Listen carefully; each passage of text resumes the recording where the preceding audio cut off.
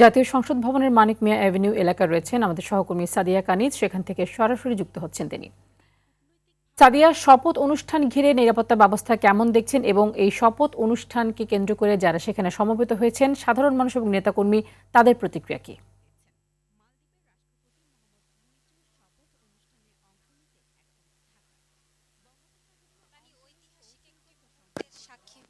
সাধারণ নেতাকর্মী সবাই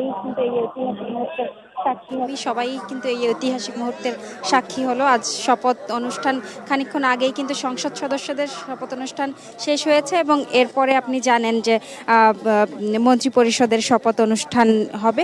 সেই কারণেই কিন্তু মানুষের অপেক্ষা এখনো শেষ হয়নি। তারা অপেক্ষা করছে তাদের পছন্দের যারা প্রার্থী আছেন, যাদেরকে ভোট দিয়ে তারা নির্বাচিত করেছেন, তাদের কারণেই কিন্তু তারা তাদের এই বহুল অপেক্ষা এবং প্রতীক্ষিত একটি মুহূর্ত। আসলে অনেক দিনের অপেক্ষার পর অবসান হলো এই প্রতীক্ষিত মুহূর্তের।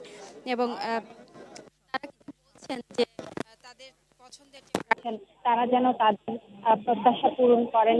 এতদিন তারা প্রচারণার সময় নানা প্রতিশ্রুতি দিয়েছেন, সেই প্রতিশ্রুতিগুলো তারা রাখবেন, সেই প্রত্যাশাই কিন্তু জানাচ্ছেন এবং তাদের হয়ে তারা কথা বলবেন। এবং এতদিন দীর্ঘ 17 বছর তারা যেসব সংকট ফেস করেছে, তারা যে ধরনের সমস্যার সম্মুখীন হয়েছে, সেই সমস্যাগুলো আর থাকবে না। এই বাংলাদেশ তারা যেমন বাংলাদেশ চেয়েছিল তেমন বাংলাদেশ তারা পাবেন, এমন প্রত্যাশা জানাচ্ছেন। এবং এই জায়গায় এই আজকের শপথ অনুষ্ঠান ঘিরে কিন্তু কয়েক স্তরের নিরাপত্তা ব্যবস্থা আইন শৃঙ্খলা বাহিনীর পক্ষ থেকে নেওয়া হয়েছে। তা আমরা দেখেছি পুলিশের টহল, র্যাব, বিজিবি থেকে শুরু করে সব ধরনের আইন শৃঙ্খলা বাহিনী, সামরিক এবং বেসামরিক যে বাহিনীগুলো আছে, তারা নিরাপত্তা ব্যবস্থা জোরদার করেছে এবং সাধারণ মানুষের যে চলাফেরা, তারা কিন্তু তাদেরকে ভেতরে ঢুকতে দেননি। তারা রাস্তা গাড়ি চলাচলও কিছুটা স্বল্প করে দিয়েছে এবং মানুষের যাতে কোনো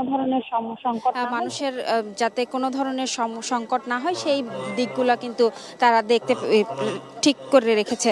এবং আপনাকে একটা বিষয় জানিয়ে রাখি যে এই ঐতিহাসিক মুহূর্তের আসলে সাক্ষী যেন মানুষ হতে পারে, সেই কারণে কিন্তু সংসদ ভবন এলাকার বিভিন্ন প্রান্তে আসলে এলইডি যে মনিটর সেটি লাগানো হয়েছে এবং সাউন্ড সিস্টেমের ব্যবস্থা করা হয়েছে। এবং বিকেলে আসলে শপথ অনুষ্ঠানের পরে তো সংসদ ভবন এলাকা থেকেই ছিল আমার কাছে সর্বশেষ।